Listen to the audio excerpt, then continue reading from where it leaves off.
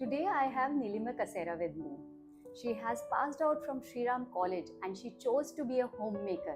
Now she is making her home, so together we are sitting here to discuss the Vastu, what all are the benefits, takes or giveaways. Hi Anupama. It's a major task I'm doing, making my own home. Now I want to know something from you. Okay. Vastu की क्या importance है सबकी? इतनी ज़्यादा आजकल मैं देखती हूँ architects, interiors, vastu consultants. Now when I'm making my own home, I don't know whom to consult. Architect, interior, vastus.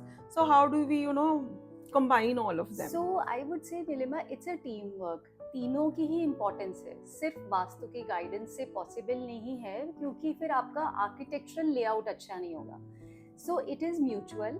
आपको सबसे पहले स्टेज 1 में आर्किटेक्ट से एक मीटिंग रख के अपना एक लेआउट प्लान कराना चाहिए. लेआउट बनने के बाद ज़रूरी है कि आप इमीडिएटली आप वास्तु कंसल्टेंट से मिलें, उन्हें लेआउट दिखाएं. There are lots of people जो कि अपने घर की रेनोवेशन ही करा रहे हैं.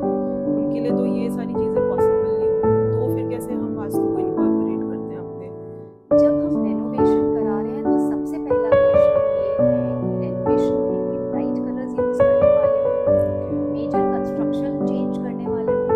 अगर ऐसा कुछ नहीं करने वाले हो तो कोई इम्पैक्ट नहीं है. आपने अगर दोबारा से उसको रेनोवेट किया, लेकिन अगर आप उसमें कोई चेंजेस कर रहे हो जैसे कि स्पेस एक्सटेंशन, या आपने सोचा कि बैल्कनी की तरफ हम एक्सटेंड करके सोसाइटी अलाउ कर रही है तो एक रूम ऐड कर देते हैं. जैसे ही आप ऐसा करते हो तो स्पेस एक्सपैंड हो जाता है. इतना था तो उसका सेंटर अलग होगा उस स्पेस का. जब वो स्पेस इतनी हो गई तो सेंटर अलग हो गया. दिशाएं बदलते ही तिथियां बदलती हैं. And when your vastu consultant and your architect are opposing each other for the design, then what do we do? सी ऐसा बहुत बार होता है कि व्यूज नहीं मैच करते. तो इसकी वे आउट होती है इंटीरियर्स.